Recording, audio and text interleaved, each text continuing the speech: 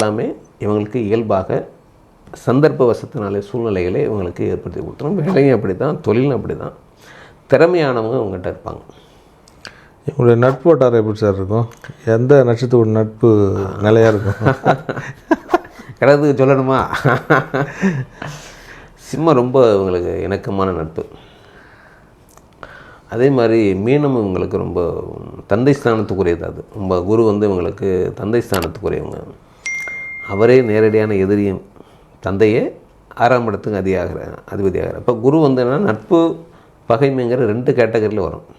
தந்தையுடன் இவங்களால் இணக்கமாக இருக்க முடியாது, இருந்தாலும் ஏன்னா தந்தையோட சப்போர்ட் இருக்கும்.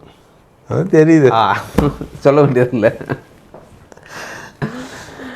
அது ரொம்ப பிரம்மாண்டமான பாசத்தோடு இருக்க முடியாது. ஆமாம், எதிரி மாதிரியும் பார்க்குற ஒரு எதிரி செய்யக்கூடிய காரியங்களையும் செய்வாங்க. அப்படிங்கிறது நம்மளுடைய வாழ்வியல் இருக்குது, அப்படி வச்சுக்குவோம்.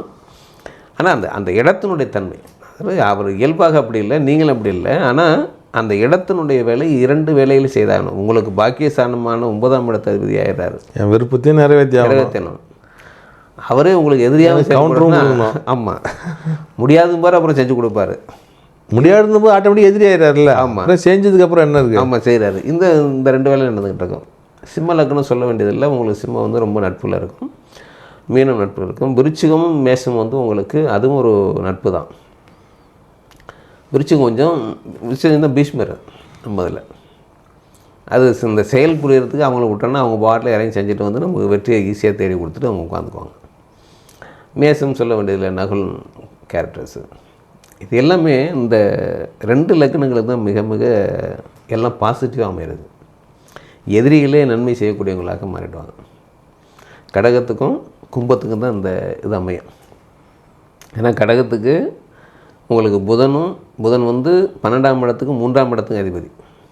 அவர் நல்லா இருக்கணும்னு அவசியமே இல்லை. அவர் கல்விக்காரகன்னு, அவர் கல்வி இருக்கணும்னா இருந்தாலும் சரி இல்லைனாலும் சரி, அதை பற்றி பிரச்சனை இல்லை.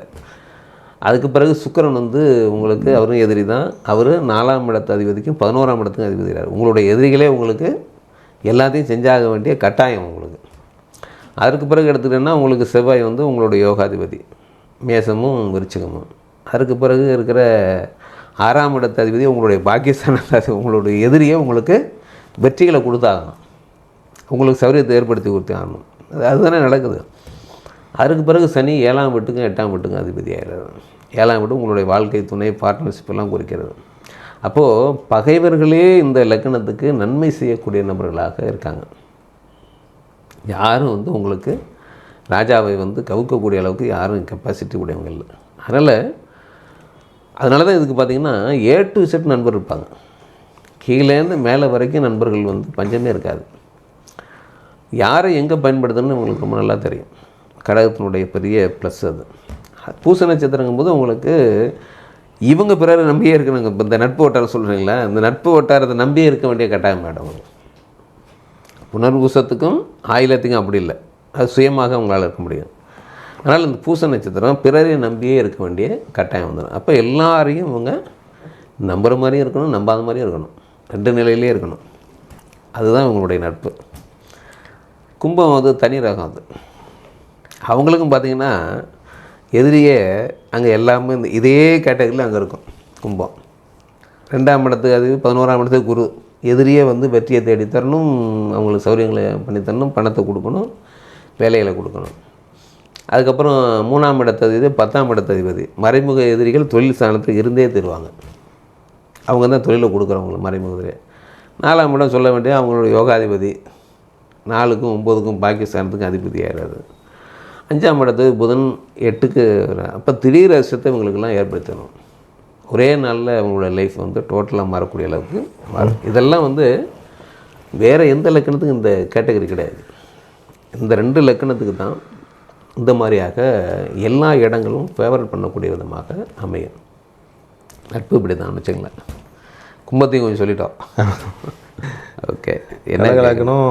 பூச நட்சத்திரம் பார்த்துட்டோம். இப்போ அவங்களுடைய திருமண வாழ்க்கை எப்படி சார் இருக்கும்? நம்ம ஏற்கனவே வந்து கல்வி பார்த்துட்டோம், ஓகே, வேலை வாய்ப்பு பார்த்துட்டோம், நட்பு பார்த்துட்டோம்.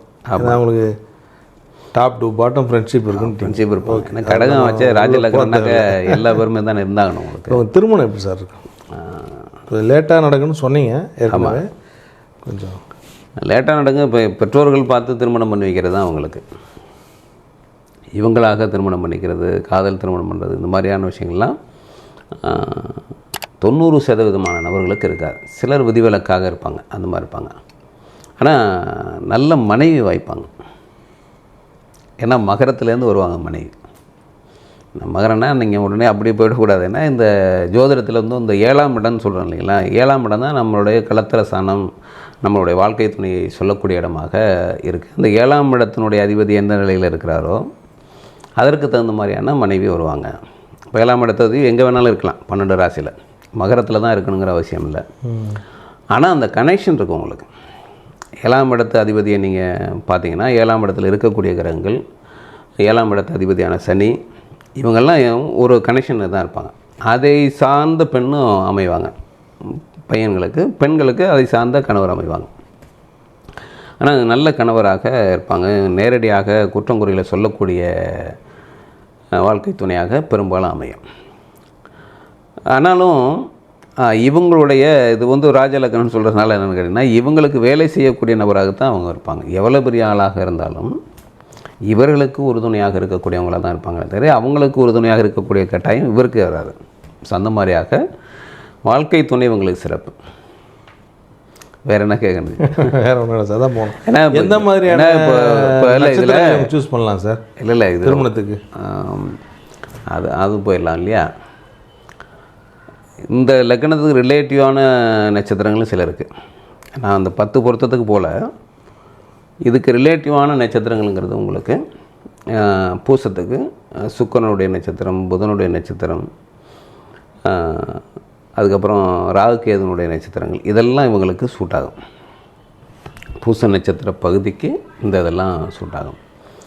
பகைன்னு சொன்னோன்னாக்கா உங்களுக்கு நேரடியான பகைங்கிறது சூரியன் பகையாயிடும்.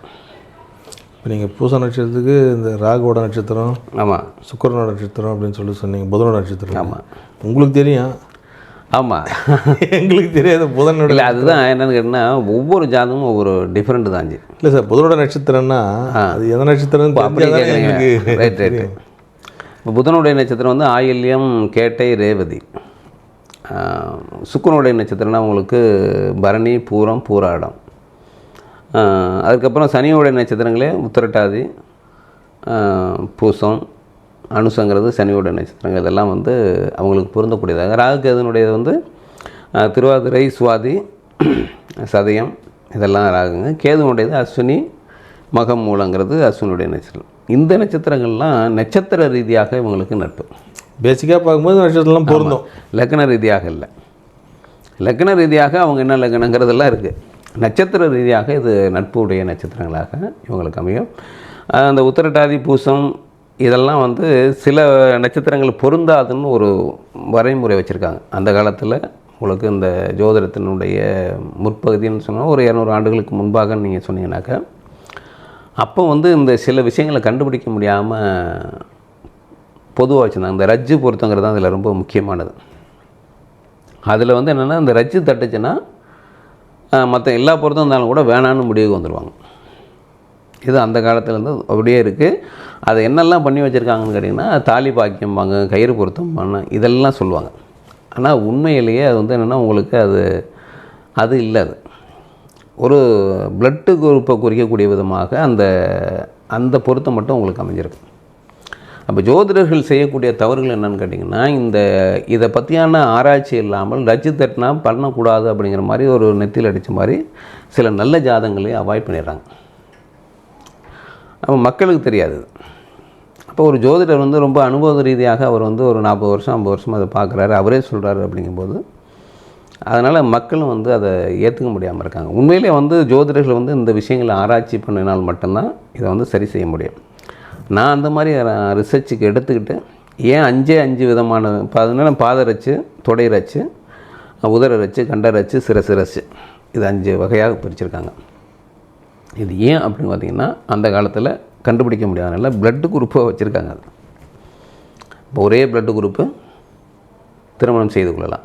நெகட்டிவ் பண்ணிக்கலாம், பாசிட்டிவ் பண்ணிக்கலாம். பெண் பாசிட்டிவ், ஆண் நெகட்டிவ் பண்ணிக்கலாம். ஆனால் பெண் நெகட்டிவ் அப்படின்னா ஆண் பாசிட்டிவாக திருமணம் செய்யக்கூடாது. அப்படி திருமணம் செய்தால் அவங்களுக்கு பிறக்கக்கூடிய ஏதோ ஒரு குழந்தை உங்களுக்கு ஸ்பெஷல் சைல்டாக பிறப்பாங்க அப்படிங்கிறது தான் அந்த காலத்தில் இருக்குது. நீங்கள் அந்த உறவு முறையில் பண்ணதாக அந்த காலத்தில் நினச்சிக்குவாங்க. உண்மையிலே இருக்கக்கூடிய உள்ள வந்து ஒரு அறிவியல் பூர்வமாக ஆராய்ச்சி பூர்வமாக எனக்கு கிடைச்ச தகவலின்படி இந்த மாதிரியான பிளட்டு குரூப்பு ஆணுக்கும் பெண்ணுக்கும் இருந்தால் அவர்களுடைய இந்த மாதிரியான குறைபாடுடைய குழந்தை பிறக்கும். அதுக்கு தான் ஒரு இன்ஜெக்ஷன் போடுறோன்னு முதல்ல போடுறாங்க. முதல்ல வந்து பிறந்த உடனே. ஆமாம், அப்படியே மீதி தான் பிறகுது. ஆமாம், நீங்கள் மெடிக்கல் ஃபுல்லாகவே நீங்கள் ஒரு 10 மாதங்களும் மெடிக்கல் ரீதியாக இருக்க வேண்டிய கட்டாயம் வந்துடும். எப்படி இருந்தாலும் வந்து ஒரு ஒவ்வாமைன்னா ஒவ்வாமை தான். அது என்ன பண்ணாலும் அது அதனுடைய ரிசல்ட்டு அப்படி தான் இருக்கும். அப்படிங்கிறதுக்காக நான் என்னுடைய ஜாதகம் பொருத்தம் பார்க்க வரவங்கள பெரும்பாலும் இந்த மாதிரி ரஜ்ஜு தட்டினாலும் கூட பிளட்டு குரூப் என்னங்கன்னு கேட்டுவேன். பெண்ணுக்கு பாசிட்டிவ்னா இதை வந்து பார்க்க வேண்டிய அவசியம் இல்லை, நீங்கள் தாராளமாக திருமணம் பண்ணலாம் அப்படி சொல்லுவேன். பெண்ணு நெகட்டிவ்ங்கும்போது கம்பல்சரி நெகட்டிவ் ஆனால் பார்த்து நீங்கள் திருமணம் செய்யுங்க. முதல்ல இதை பாருங்கள், பார்த்துட்டு அப்புறம் மற்ற விஷயங்கள்லாம் நீங்கள் அப்புறம் பாருங்கள் அப்படின்னு நான் சொல்கிறேன். ஏன்னா ரொம்ப கரெக்டான கேட்டிங்க. ஏன்னா இது வந்து ரொம்ப ரொம்ப இம்பார்ட்டன்ட். அந்த காலத்தில் கண்டுபிடிக்க முடியாதனால அந்த மாதிரி வச்சுருந்தாங்க. பாருங்க, அதுலேயும் பாருங்கள் ரொம்ப கரெக்டாக கிடச்சிருக்கு. 4 group positive, 4 group negative. Bombay குரூப்புன்னு ஒன்று இருக்குது. இது இல்லாமல் இன்னும் எத்தனையோ வகை இருக்கலாம். ஆனால் இந்தியாவை பொறுத்த வரைக்கும் இந்த பூமத்திய ரேகையில் இருக்கக்கூடிய இப்போ 5 டிகிரிக்கு மேலே 5 டிகிரி கீழே இருக்கக்கூடிய பகுதிகளெலாம் இருக்கக்கூடியவங்களாம் நிறைய விஷயங்கள் இருக்குது அந்த உடல் கூறுகள் சம்மந்தப்பட்டதில். ஏன்னா வேறு வழி இல்லை. அவர் திருராசனுக்கு விதுரன் என்ன சொல்கிறாரு, பீஷ்மர் என்ன சொல்கிறாரு, அதை செய்யக்கூடிய நிலையில் தான் திருராசன் இருக்காரே தவிர தனக்கு விருப்பப்பட்டதை செய்ய முடியக்கூடிய சூழ்நிலை அவர் இல்லை. அப்படிங்கிறத என்ன பண்ணுறாரு, அவர் ஒத்துக்கிறதுலேருந்தே இது முடிவாகுது. ஆனால் தர்மன் வந்து இந்த மாதிரி பதவி ஏற்றவொடனே சகுனி என்ன முடிவு பண்ணுறாரு, சரி அதுக்கான வேறு ஏற்பாடுகளை பண்ணலான்னு சொல்லி அவங்கள வந்து அழிக்கிறதுக்கான வேலைகளை எல்லாம் அவர் செய்கிறாரு. அதன்படியே அவங்களும் அரக்கு மாளிகையில் எரிஞ்சு சாம்பல் ஆகிட்டாங்கன்னு ஒரு செய்தி வந்தோடனே இங்கே மறுபடி துரியோதனன் இளவரசனாகன்னு சகுனி ரொம்ப சொல்கிறார். முதல்ல தான் நீங்கள் வந்து தர்மம் இருக்காங்கிறதுக்காக நீங்கள் தயங்குனீங்க.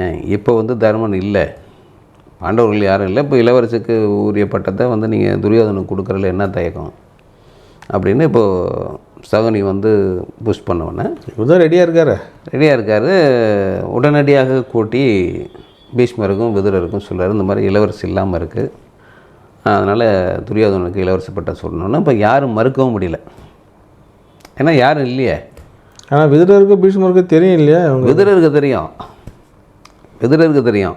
அப்போ இந்த இடத்துல விதுரர் வந்து இல்லை அவங்க சாகலை உயிரோடு இருக்காங்கன்னு சொன்னால் குழப்பம் வரும்.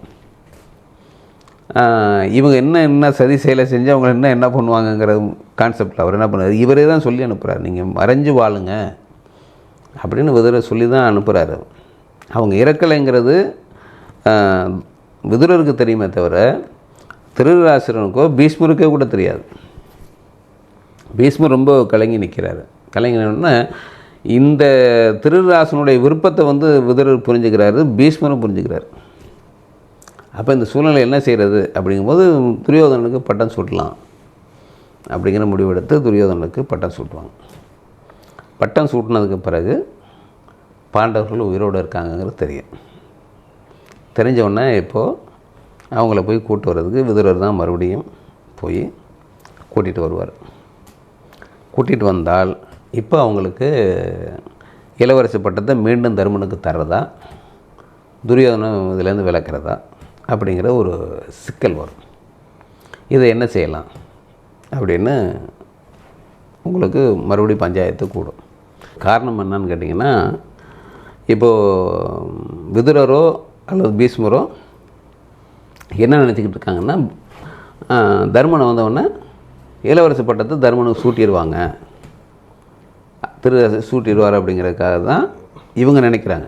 ஆனால் துரியோதனன் என்ன சொல்கிறாரு, நான் இளவரசி பட்டத்தெல்லாம் துறக்க மாட்டேன்னு சொல்கிறார்.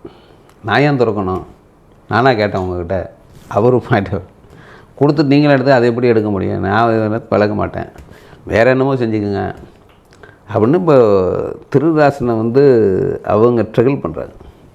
சகுனியும் சேர்ந்து என்ன பண்ணுறாங்க, நீங்கள் தான் அப்படின்னா உங்கள் பையனுமா அப்படி இருக்கிறான், இதில் நீங்கள் விட்டு கொடுக்கப்படாது, வேறு என்னமோ பண்ணட்டும் இளவரசி பட்டத்தை துரியோதனன் துறக்க மாட்டாங்கிறத நீங்கள் உறுதியாக சொல்லிடுங்க அப்படின்னா இப்போ ஆலோசனை மண்டபத்தை கூட்டியே வந்து இவர் தன்னுடைய விருப்பத்தை என்ன செய்யலான்னு கேட்குறாரு.